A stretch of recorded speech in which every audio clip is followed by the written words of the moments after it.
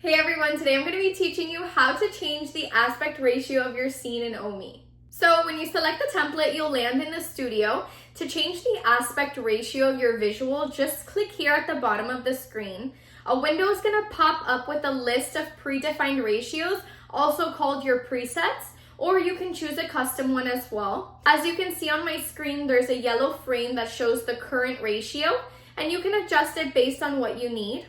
Right now I'm looking at the preset ratios. You can switch it to square, for example, and see how the ratio updates instantly. You'll also be able to label showing what each ratio is best for, like e-commerce, Amazon, Instagram, Facebook, etc., along with the visual quality next to it, like 2K or 4K. While there are presets, you can also create custom ratios.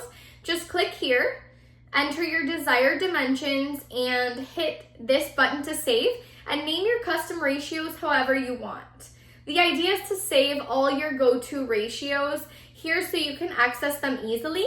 So you're going to click the three dots on the right to rename or delete any of them.